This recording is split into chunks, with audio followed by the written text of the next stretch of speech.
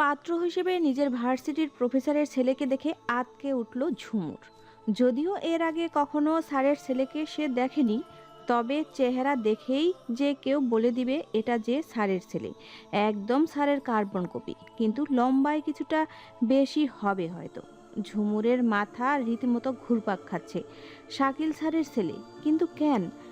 সামনের বসা মানুষগুলো যখন তাকে নিয়ে নানান কথা বলায় ব্যস্ত, কিন্তু এদিকে তার বিন্দুমাত্র আগ্রহ নেই। ঝুমুর শিকদার বাবা মায়ের একমাত্র মেয়ে। ছোট ভাই জাবির শিকদার এবার চতুর্থ শ্রেণীতে উঠল। একমাত্র মেয়ে বলেই সে একটু বেশি আদরের, কিন্তু আদরের পাশাপাশি বাবার শাসনও মাত্রাধিক। ঝুমুর এবার ইন্টার দ্বিতীয় বর্ষে উঠেছে। লেখাপড়ার প্রতি তার তেমন একটা আগ্রহ নেই, নেই বললেই চলে। না হলে কি এই সময় বিয়ে দেওয়ার জন্য কোনো পরিবার উঠে পড়ে লাগতো? তার শুধু ভালো লাগে বন্ধু বান্ধবের সাথে ঘুরে বেড়ানো, আড্ডা দেওয়া। যাও ঝুমুর, ওয়াদিকে নিয়ে একটু ছাদ থেকে ঘুরে আসুন। বাবার এমন কথা কানে প্রবেশ করতেই চমকে উঠল ঝুমুর। কি আশ্চর্য, চেনা নেই জানা নেই একটা অচেনা মানুষের সাথে কি কথা বলবে, আর কেনই বা বলবে। ঝুমুর ছাদে যাবে না ভেবে শটান হয়ে জায়গায় বসে রইল। কি হলো, শুনতে পাচ্ছ না আমি কি বলছি? যাও। গম্ভীর কণ্ঠে ঝুমুরের বাবা বলে উঠলেন কথাটা। বাবার সঙ্গে আর না পেরে বাধ্য হয়ে ছাদের দিকে পা বাড়ালো ঝুমুর। যেতে যেতেই ফোন দিয়ে আটতে লাগলো কিভাবে এই বিয়েটা ভেঙে দেওয়া যায়। তখন কিছু একটা মনে পড়তেই দাঁত বের করে হেসে উঠল। আমি তো ভেবেছিলাম ভূত পেতনি মানুষকে রাতে ভর করে, কিন্তু তোমাকে না দেখলে বুঝতেই পারতাম না এই দিনে দুপুরেও এমনটা হয়। আর চোখে ঝুমুরের দিকে তাকিয়ে বলে উঠল ওয়াদি। গম্ভীর পুরুষালী কণ্ঠে অপমানজনক বাক্য কানে পৌঁছাতেই রাগে কিরমির করে বলে উঠল ঝুমুর। এই কি বললেন আপনি? আমাকে ভূত পেতনি ভর করেছে? আসল ভূত তো আপনি, যে না বলে কয়ে আমার ঘাড়ে চড়ে বসেছেন। রাগে গজগজ করতে করতে এমন কথা বলে উঠল ঝুমুর। ঝুমুরের কথা শুনে রাগ না করে উল্টো আরো হাহা করে উঠে হেসে উঠল অপর পাশের ব্যক্তিটি। হাসতে হাসতেই বললেন, ধানি লঙ্কা। কি বললেন আপনি? আমি ধানি লঙ্কা? তো আপনি কি? আপনি একটা বানর। একটু সুযোগ পেয়েই লাফিয়ে লাফিয়ে আমার জীবনে ঢুকে পড়তে চাচ্ছেন। দাঁতে দাঁত মিশিয়ে কথাটা বলে উঠল সে। আবারও হু হা করে হেসে উঠল লোকটা। আবারও গম্ভীর স্বরে বলে উঠল, কিন্তু আমার এতে কোনো সমস্যা নেই। তুমি যদি ধানলঙ্কা হও তবে আমি মিষ্টি হয়ে তোমার সব ঝাল মিটিয়ে দেব। বলি আমি একটা চোখ টিপ মারল। বাই দ্য ওয়ে, আমি তেমন ঝাল মেয়ে পছন্দ করি, আর সেটা তুমি হলে তো কথাই নেই। দুষ্টু স্বরে কথাটা বলে আবারও হেসে উঠল ওয়াদি। ওনার এমন হাসি দেখে ঝুমুরের মাথায় ধাক করে আগুন জ্বলে উঠল। ক্ষিপ্ত কণ্ঠে বলে উঠল, কিন্তু আপনাকে বিয়ে করতে চাই না। আমি অন্য একজনকে পছন্দ করি। চোখ বন্ধ করে এক নিঃশ্বাসে জীবনের সবচেয়ে বড় মিথ্যা বলে ফেলল সে। কিন্তু ঝুমুরের এমন কথায় লোকটার মুখে কোনো পরিবর্তন না দেখে কিঞ্চিত আশ্চর্য হলো। কি হলো, আপনি আশ্চর্য হননি এই কথা শুনে? কেন আশ্চর্য হব কেন? তোমার বয়সটা এখন আবেগের, এমন হতেই পারে, স্বাভাবিক। এখন যাকে পারো যত ইচ্ছে পারো ভালোবেসে নাও, কিন্তু বিয়ের পর মন প্রাণ সব দিয়ে শুধু আমাকেই ভালোবাসবে, বুঝলে? ঝুমুরের দিকে ঝুঁকে হালকা স্বরে কথাটা বলে উঠল ওয়াদি। তার উত্তপ্ত নিঃশ্বাস গলায় আশ্রে পড়তেই কেঁপে উঠল ঝুমুর। ওয়াদিকে হালকা ধাক্কা দিয়ে নিজের কাছ থেকে ছাড়িয়ে নিল ঝুমুর। আমার সমস্যা আছে, আমি আপনাকে বিয়ে করতে পারবো না। আবারও বলে উঠল ঝুমুর। আপনি নিচে গিয়ে বাবাকে বলবেন আপনার আমাকে পছন্দ হয়নি, ব্যাস। আচ্ছা, বললে আমি বিনিময়ে কি পাবো? কি চান বলুন? আগ্রহ নিয়ে জিজ্ঞাসা করলো ঝুমুর। হালকা স্বরে কথাটা উচ্চারণ করেই ঝুমুরের দিকে তাকিয়ে মুচকি হাসল ওয়াদি। ঝুমুর সেদিকে তাকাতেই চোখাচোখি হয়ে গেল। সে তড়িঘড়ি করে চোখ ফিরিয়ে ফেলল। লোকটার হাসিটা ভীষণ সুন্দর। হাসলেই দাঁতের দুই পাশের ছোট্ট ছোট্ট দুটি গজ দাঁত বেরিয়ে আসে, এতে যেন মুক্ত ঝরে। মুখের সামনে তুড়ি বাজাতেই কল্পনার জগৎ থেকে বেরিয়ে এলো ঝুমুর। আপনি তো ভারী নির্লজ্জ। আপনার সাথে কথা বলেই সময় নষ্ট। শুনে রাখুন, আপনি যা ইচ্ছা করতে পারেন, কিন্তু আমি মরে গেলেও আপনাকে বিয়ে করব না। কথাগুলো বলেই ছাদ থেকে নামার জন্য পা বাড়ালো ঝুমুর। মরে গেলে না, দেহে প্রাণ থাকতেই তুমি আমাকে বিয়ে করবে, আর নিজের ইচ্ছাতে করবে, মনে রেখো। হালকা চেঁচিয়ে উঠে কথাটা বলল ওয়াদি। ছাদ থেকে নেমে সোজা নিজের ঘরে এসে দরজা লাগিয়ে বসে রইল ঝুমুর। রাগে কান্না পাচ্ছে তার। এমন সময় মোবাইলটা ঘর কাঁপিয়ে বেজে উঠল। প্রথমে না ধরলেও বারবার বাজতেই থাকলো। তাই আর না পেরে বাধ্য হয়ে ধরতেই হলো বন্ধু নামক শত্রুটার ফোন। হ্যালো। কি রে, তুই কই? আধা ঘন্টা ধরে ফোন দিচ্ছি। এক নিঃশ্বাসে বলে উঠল কেয়া। বাসর ঘরে বসে আছি, আয় দেখে যা। রাগে গজগজ করতে করতে বলল ঝুমুর। কি, তুই বিয়ে করে ফেলছস? আরে 10টা না 5টা না, একটা মাত্র বান্ধবী আমি তোর।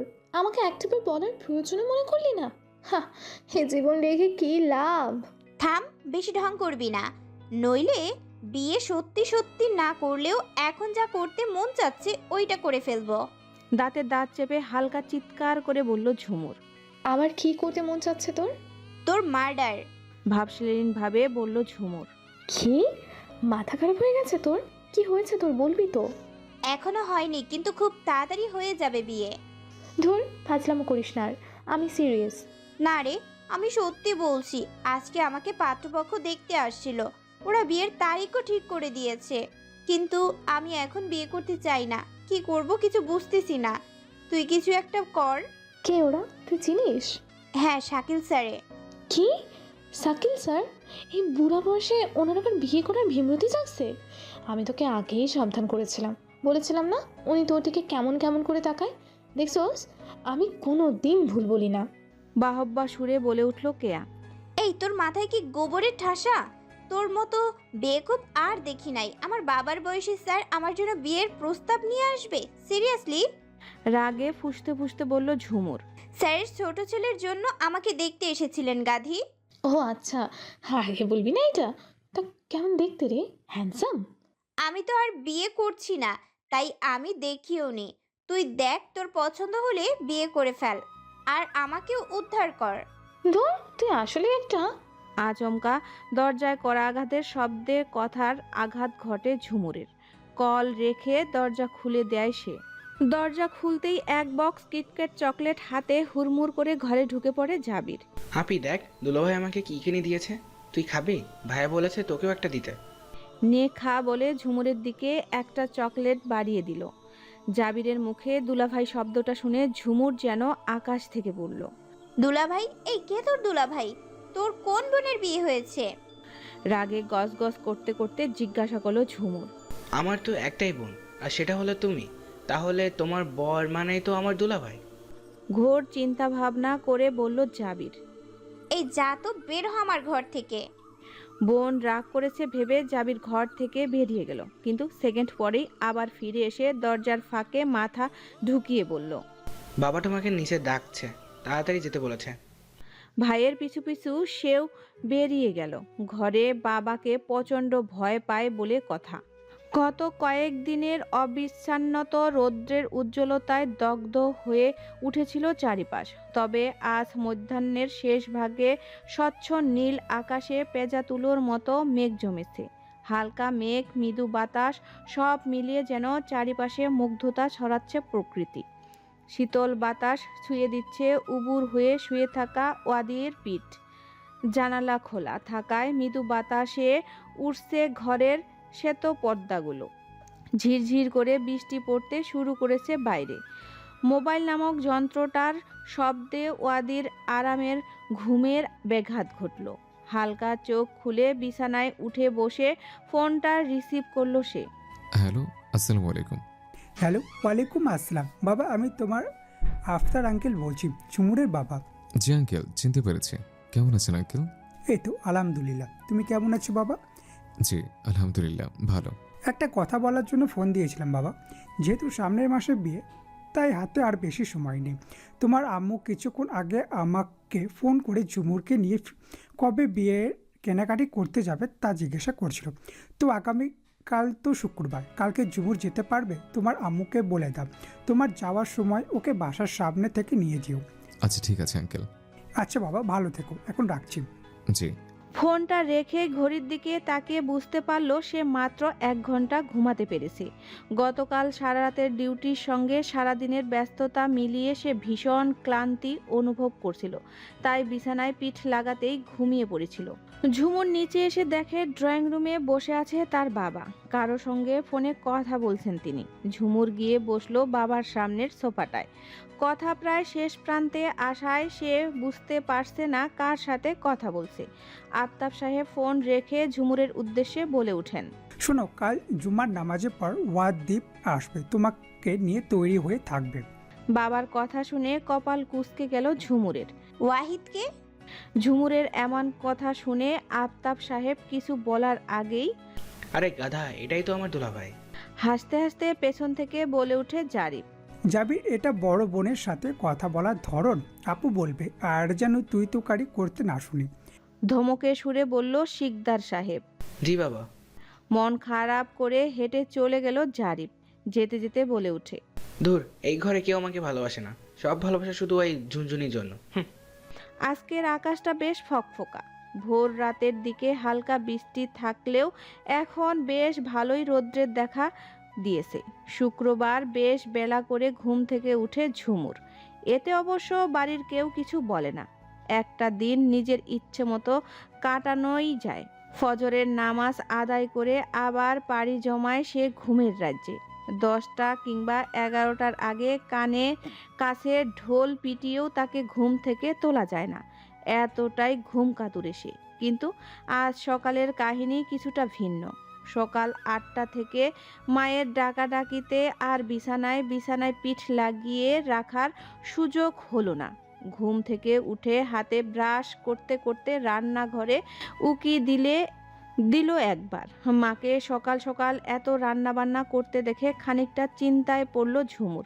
পরক্ষণেই বুঝতে পারল নিশ্চয়ই বাড়িতে কোনো মেহমান আসবে, তাই এত আয়োজন। মায়ের মেজাজ ঠিক নেই ভেবে আর জিজ্ঞাসা করলো না কারো কাছে। সকালের খাবার টেবিলে বসে একাই নাস্তা করছিল ওয়াদি। সে পেশায় একজন ডাক্তার। গত 2 বছর আগে অস্ট্রেলিয়া থেকে MBBS শেষ করে এসেছে। 1 বছর ইন্টার্নশিপ করার পর গত 6 মাস যাবৎ নিজেদের হসপিটালে বসেছে। যদিও ওখানে অনেক সিনিয়র ডাক্তার আছে, তবে ডাক্তার হওয়ায় তার কাজের কোনো সময়সীমা নেই, যখন তখন ছুটে যেতে হয়।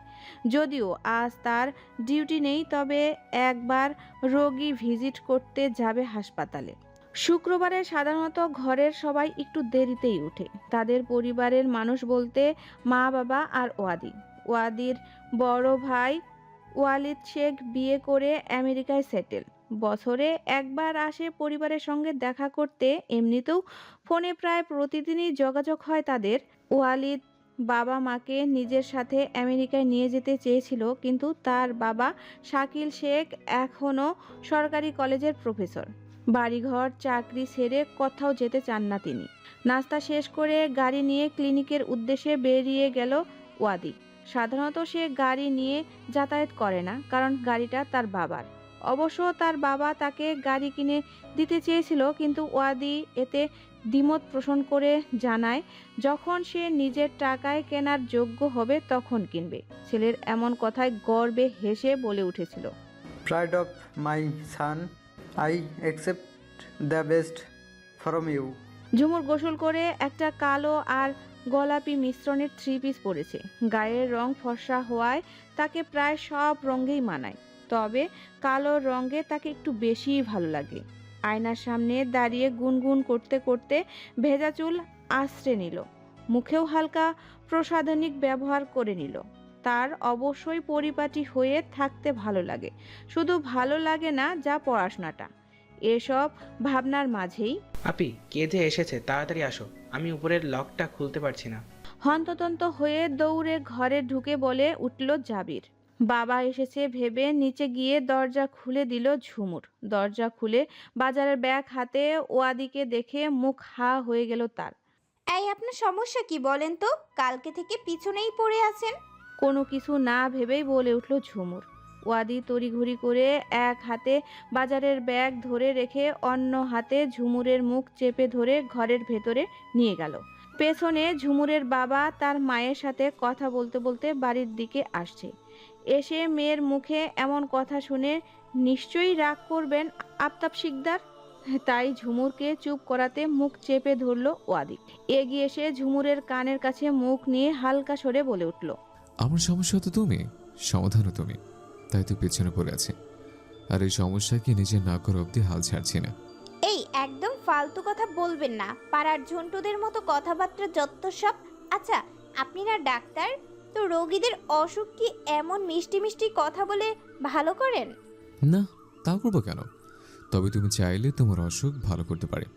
এর চেয়ে হাই ডোজের ওষুধও আছে আমার কাছে, চলো তোমার উপর প্রয়োগ করে দেখি। দুষ্টু হেসে বলে উঠল ওয়াদি। হঠাৎ পেছন থেকে আফতাব সাহেবের কণ্ঠ শুনে ঝুমুরের কাছ থেকে সরে আসে ওয়াদি।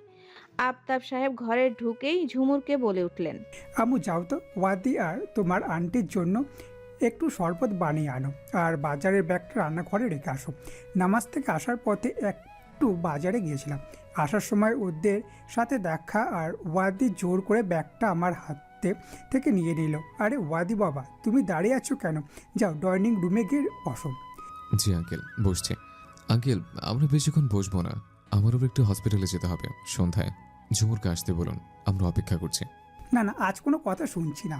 গতদিন কিছু মুখে নাওনি, আজ না খেলে তোমার আন্টি খুব রাগ করবে। তুমি বসো, আমি তোমার আন্টিকে বলছি খাবার রেডি করতে, বেশি সময় লাগবে না। খাওয়ার কথা শুনে ওয়াদির আম্মু দ্বিমত পোষণ করলেন, কারণ তিনি মাত্রই ঘর থেকেই খেয়ে বের হয়েছেন। ওয়াদির সরাসরি মসজিদ থেকে এখানে আসার দুপুরে এখনও তার কিছু খাওয়া হয়নি, তাই সে খেয়ে নিল। ঝুমুর নিচ থেকে এসেই জামা কাপড় বদলে নিল। তার মনে হলো সে মায়ের কথা শুনে অনেক বড় ভুল করেছে।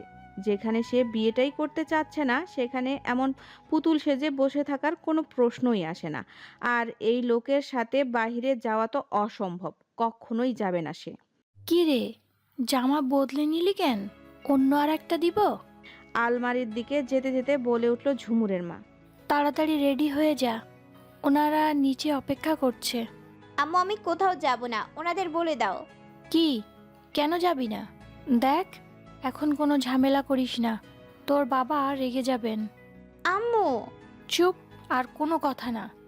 যা বলার তোর আব্বুকে বল, যা। আচ্ছা, রেডি হয়ে আসছি, তুমি যাও। অসহায় মুখ করে বলল ঝুমুর।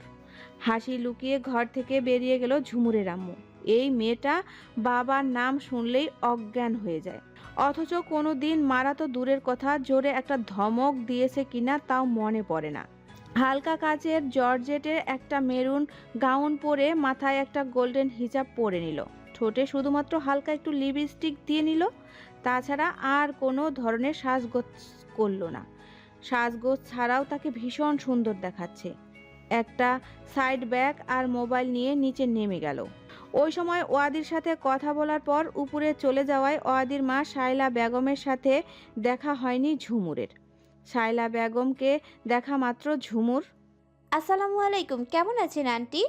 এই তো আম্মু, আলহামদুলিল্লাহ। শরীরটা তো ভালোই ছিল, কিন্তু আমার বৌমাকে দেখে এখন মনটাও ভালো হয়ে গেল। মাশাআল্লাহ, খুব সুন্দর লাগছে আমার মেয়েটাকে। তুমি কেমন আছো আম্মু? জি আলহামদুলিল্লাহ, ভালো। আচ্ছা আম্মু, চলে যাই, নাহলে শপিংয়ের জন্য সময় বেশি পাবে না। আমার ফিরতে হবে সন্ধ্যার আগে। হ্যাঁ যাচ্ছি বলে আগে হেঁটে গাড়িতে গিয়ে বসলো শায়লা বেগম।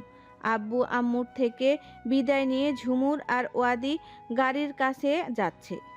হঠাৎ ঝুমুরের হাত আঁকড়ে ধরে নিজের বাহুডোরে আবদ্ধ করে নিয়ে গিয়ে হালকা কণ্ঠে বলে ওঠে, You're looking so pretty, my sweetheart.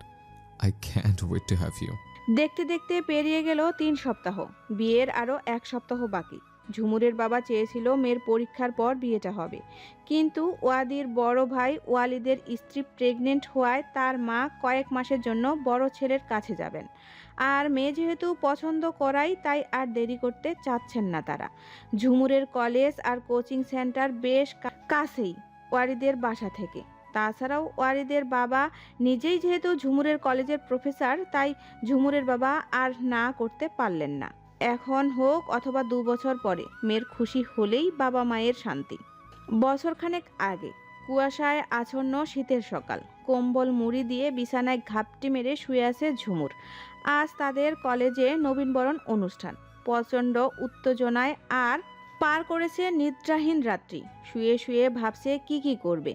কেয়া আর তার একই রকম শাড়ি পরার কথা ছিল। অনলাইন পেজ থেকে শাড়িও পছন্দ করেছিল তারা, কিন্তু দুর্ভাগ্যবশত তাদের হাতে সময় কম থাকায় আর নিতে পারল না। কি রে, তুই এখনো শুয়ে আছিস? রেডি হবি কখন? মুখ থেকে কম্বল সরিয়ে দেখলো একদম সেজেগুজে সবুজ পরি হয়ে হাজির কেয়া। আরে বাহ দোস্ত, তোকে তো হেব্বি লাগছে। কেয়াকে দেখেই বিছানা থেকে নামতে নামতে বলল ঝুমুর।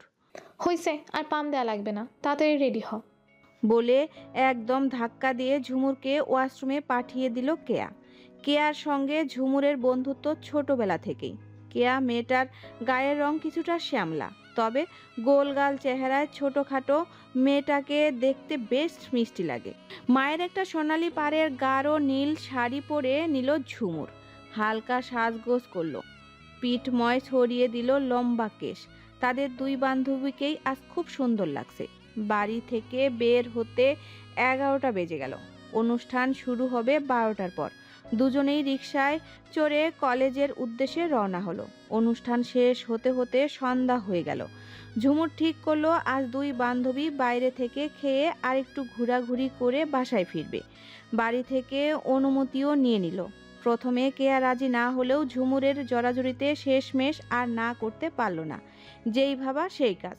ঝুমুর আর কেয়া একটা রিকশা নিয়ে তাদের শহরের বেশ নামকরা একটা রেস্টুরেন্টে চলে গেল। ভেতরে ঢুকতেই চোখ ধাঁধিয়ে গেল। দুজনার বেশিরভাগ রেস্টুরেন্ট দিনের বেলায় চাইতে রাতের বেশি সুন্দর দেখায়। চারপাশে হালকা লাইটিং, বিভিন্ন সামুদ্রিক মাছের অ্যাকোরিয়াম, আবার খুব সফট মিউজিক চলছে ব্যাকগ্রাউন্ডে। সব মিলিয়ে পরিবেশটা বেশ চমৎকার হয়ে উঠেছে।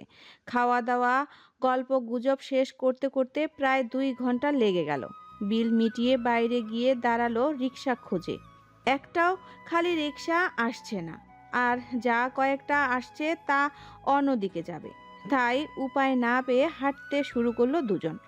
হাঁটতে গিয়ে ঘটলো আরেক বিপত্তি। ইটের সাথে ধাক্কা লেগে ঝুমুরের একটা জুতা ছিঁড়ে গেল। কি করবে বুঝতে না পেরে ব্যাগটা রাস্তার পাশেই রেখে জুতা জোড়া খুলে নিল। যেই ব্যাগটা ধরতে যাবে অমনি পেছন থেকে একটা কুকুর এসে ব্যাগটা নিয়ে দিল দৌড়। প্রথমে কয়েক সেকেন্ড ঝুমুর ঠায় দাঁড়িয়ে রইল, যেন সব মাথার উপর দিয়ে গেল সব। পরে ব্যাপারটা বুঝতে পেরে কুকুরের পেছনে পেছনে সেও দৌড়াতে লাগলো, আর পেছনে কেয়া দৌড়াচ্ছে ঝুমুরকে ধরার জন্য। এই আমার ব্যাগ, আমার মোবাইল দিয়ে যা। চিল্লাতে চিল্লাতে বলতে লাগলো ঝুমুর, কিন্তু কে শুনে কার কথা। চারিদিকে অন্ধকার আর শুনশান নীরবতা। রাত এখনো বেশি হয়নি, তবে অন্য দিনের তুলনায় আজকের রাস্তায় গাড়ি খুবই কম। এক বন্ধুর বাসায় পার্টি থাকায় আজ বাসায় ফিরতে একটু দেরি হয়েছে। সাধারণত যেদিন তার ডিউটি থাকে না সেদিন সন্ধ্যা 7:30টার মধ্যেই বাসায় ফিরে। যাওয়ার সময় গাড়ি নেয়নি বিধায় বন্ধুর বাইক নিয়ে বাসায় ফিরছিল সে। রাতের শুনশান রাস্তায় বাইক চালাতে খুবই ভালো লাগছিল, কিন্তু হঠাৎ দেখলো কেউ তার দিকেই দৌড়ে আসছে। সে তৎক্ষণাৎ বাইকের গতি কিছুটা কমিয়ে আনতে পারলেও পুরোপুরি থামিয়ে উঠতে পারল না। তার আগেই বাইক সহ পড়ে গেল। সামনে সেই দৌড়ে আসা মেয়েটাকে পড়ে থাকতে দেখে উঠে তাকে তুলে ধরে হাতে পায়ে কোনো আঘাত লেগেছে কিনা এক নজরে দেখে নিল। মুখে চুল ছড়িয়ে ছিটিয়ে থাকায় মুখে ক্ষত আছে কিনা দেখতে পারল না। হাত বাড়িয়ে মুখের উপরে পড়ে থাকা চুলগুলো সরিয়ে দিল। হালকা সোডিয়ামের আলোয় চিকচিক করছিল মুখটা। ঠোঁটে হালকা লিপস্টিক ছাড়া আর কোনো সাজসজ্জা নেই পুরো মুখ জুড়ে। তবুও যেন চোখের পলক না ফেলে দেখার মতো মায়াবতী দেখাচ্ছিল মেয়েটাকে। কয়েক সেকেন্ড এক দৃষ্টিতে চেয়ে থাকলো ওয়াদি। এরই মধ্যে দৌড়াতে দৌড়াতে কেয়া সেখানে হাজির হলো। ঝুমুরকে এই অবস্থায় দেখে চিৎকার করে উঠল কেয়া। কেয়ার গলার আওয়াজে ধ্যান ভাঙল ওয়াদির। কেয়াকে শান্ত করতে বলে উঠল, দেখুন, ভয় পাবেন না, কিছু হয়নি, শুধু ভয় অজ্ঞান হয়ে আছে। ও আচ্ছা, কিন্তু এখন কি করব? এই অবস্থায় বাসায় নিয়ে যাব কি করে? দাঁড়ান, আমি দেখছি। বলে ঝুমুরকে কোলে তুলে নিল। কোথায় যাচ্ছেন আপনি? আসুন আমার সাথে। কে আর কোনো কথা না বাড়িয়ে ওয়াদির পিছনে পিছনে হাঁটতে লাগলো। একটু সামনে গিয়ে একটা ছাত্রী ছাউনির ভেতরে ঢুকে ঝুমুরকে একটা ব্রেঞ্চের মধ্যে শুয়ে দিল। কল করে কার সাথে যেন কথা বলল। কে আর এবার ভয় লাগতে শুরু করলো। অচেনা একজন লোককে বিশ্বাস করা কি ঠিক হচ্ছে তার, কিন্তু কি বা আর করবে। তার ভাবনার মাঝেই একটা গাড়ি এসে থামলো ওদের সামনে। গাড়ির ভেতর থেকে একটা মধ্যবয়স্ক লোক বেরিয়ে এলো একটা পানির বোতল নিয়ে। ওয়াদি বোতল থেকে কিছুটা পানি নিয়ে ঝুমুরের মুখে ছিটিয়ে দিল। ঝুমুরের জ্ঞান ফিরে এলো। উঠে পাশে দুজন লোককে দেখে চমকে উঠে বলল, ওনারা কারা আর আমরা এখানে কিভাবে আসলাম? পরে বলবো সব, এখন বাসায় চল, সবাই চিন্তা করছে হয়তো। বলে ঝুমুরের হাত ধরে যাওয়ার জন্য উঠে দাঁড়ালো। দাঁড়ান, এখন হয়তো গাড়ি পাবেন না। গাড়িতে বসুন, আমি বাসায় যাওয়ার পথে নামিয়ে দেব। কেন? আপনার গাড়ি দিয়ে যাব কেন? আমরা হেঁটেই যেতে পারবো। বলে কেয়াকে টেনে নিয়ে হাঁটা শুরু করলো ঝুমুর। কেয়া ঝুমুরকে থামিয়ে দিয়ে বলল, আরে থাম, এখন তো গাড়িও পাবো না, আর হেঁটে যেতেও অনেক সময় লাগবে। আয়, বলছে যখন চলে যায় গাড়িটা দিয়ে। আর উনি তো বললো যাওয়ার পথে নামিয়ে দেবে, তাহলে আর সমস্যা কোথায়? এমনিতেও লোকটা ভালো। কি কয়েক মিনিটেই একজন মানুষকে চিনে ফেললি? বাহ। বলে ঝুমুরকে টেনে নিয়ে গাড়িতে গিয়ে উঠল দুজনে। পুরো রাস্তা জুড়ে গাড়িতে ছিল পিনপতন নীরবতা। কেউ কোনো কথা বলেনি, বলবেই বাকি। অচেনা অজানা মানুষের সাথে কি আর কথা বলবে। কে আর বাসা সামনে হওয়াতে তাকে আগে নেমে যেতে হলো। যাওয়ার আগে সুশীল ব্যক্তিটিকে ধন্যবাদ দিতেও ভুলল না। অগত্যা ঝুমুর একাই বসে রইল গাড়িতে। কোথায় থামবো? সম্মুখে দৃষ্টি রেখে ঝুমুরকে জিজ্ঞাসা করলো ওহাদি। কি থামবেন মানে? আমি কি আপনার সাথে ঘুরতে যাচ্ছি নাকি? মানে বাসায় যাবেন না? অ্যাড্রেস চেয়েছে। ও, এটা বললেই পারতেন। আমি কোথায় নামবো? খালি কলছি বাজে বেশি। বিড়বিড় করে বলে উঠল ওহাদি। কিছু বললেন? কই না তো। ও আচ্ছা, এই তো সামনেই থামবেন, এখানেই আমার বাসা। দক্ষ হাতে গাড়িটা ব্রেক করলো ওহাদি। ঝুমুর নিজেই গাড়ি থেকে নেমে গেল। গাড়ি থেকে নেমে ভেতরে বসে থাকা মানুষটার দিকে এক পলক তাকালো, কিন্তু গাড়ির অভ্যন্তরীণ আলো বন্ধ থাকায় শুধুমাত্র একটি স্পষ্ট কায়া ব্যতীত আর কিছুই নজরে এলো না। তার মধ্যে আর দ্বিতীয়বার ঘুরে দেখার আকাঙ্ক্ষাও দেখা দিল না। পিছনে ফিরে বাড়ির দিকে হাঁটতে শুরু করলো সে। কি মনে করে আবার পিছনে ঘুরে তাকালো। তাকিয়েই দুজন একসঙ্গে বলে উঠল, ধন্যবাদ। ঝুমুর বলে উঠল, এত কষ্ট করে আমাদের বাড়ি পৌঁছে দেওয়ার জন্য ধন্যবাদ। আমাদের জন্য আপনার অনেকটা সময় নষ্ট হলো, কিন্তু আমাকে ধন্যবাদ কেন? আমার জীবন আসার জন্য। ধীর কণ্ঠে বলে উঠে ওহাদি। কি? বললাম আমাকে বিশ্বাস করার জন্য ধন্যবাদ। ও কেন, আপনি অন্য কিছু শুনেছিলেন নাকি? না, ভুল হয়তো। ও আচ্ছা, ভালো থাকবেন, আবার দেখা হবে। দ্রুত পায়ে হেঁটে বাড়ির ভিতরে ঢুকে গেল ঝুমুর। দেখা তো হতেই হবে। আমার হৃদয় আপনি ছিনিয়ে নিয়েছেন, সেটা ফেরত নিতে হবে না? ঝুমুরের যাওয়ার দিকে এক দৃষ্টিতে তাকিয়ে থেকে কথাগুলো ভাবতে থাকে ওহাদি। গাড়িটা সেখানেই দাঁড়িয়ে রইল আর মিনিট পাঁচেক। তারপর ছুটল নিজ গন্তব্যে। বর্তমান চৈত্রের দুপুর, সূর্য যেন অবিচল মাথার উপর। তার তাপদাহে টকবক করে ফুটছে চারিধার। সারা দিনের ব্যস্ততার শেষে ফিরছে যে যার আপন প্রকোষ্ঠে। দুপুর 2টা। বেশ বিশাল বহু একটা রেস্টুরেন্টের নিচতলায় বসে আছে ওহাদি।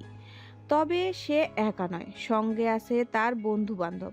যেই ওরা শুনেছে তার বিয়ে ঠিক হয়েছে, তখনই সবাই মিলে ধরে বেঁধে তাকে নিয়ে আসলো ট্রিট নামক কুরবানি দিতে। যদিও ওহাদি এগুলো তেমন একটা সে প্রশ্রয় দেয় না, তবুও বন্ধুদের সঙ্গ দিতে আসতেই হলো। এই ওটা ঝুমুর না? হঠাৎ করেই বাইরের দিকে ইশারা করে বলে ওঠে রায়ান। রেস্টুরেন্টের সামনের জায়গাটা গ্লাস সিস্টেম হওয়ায় ভেতর থেকেই বাইরে সব কিছু দেখা যায়।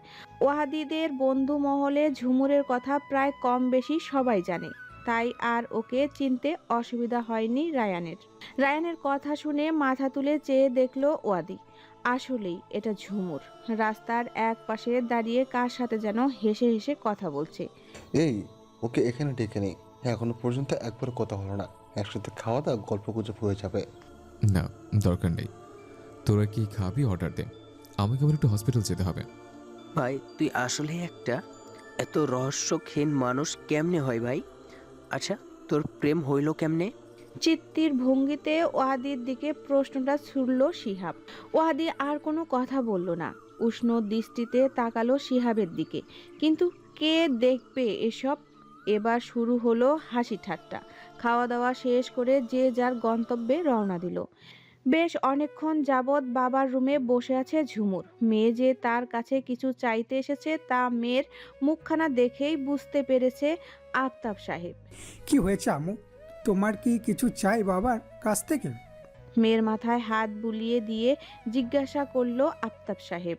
না বাবা, আমি একটা কথা বলতে চাই। কি কথা? বাবা, আমি এখন বিয়ে করতে চাই না। কি, কেন? তুমি কি কাউকে পছন্দ করো? না বাবা, আমার কোনো পছন্দ নেই। আমি শুধু এখন বিয়ে করতে চাই না। আমি তোমাদের ছাড়া থাকতে পারবো না। বলতে বলতেই বাবাকে জড়িয়ে ধরে সহসাই কেঁদে উঠল ঝুমুর।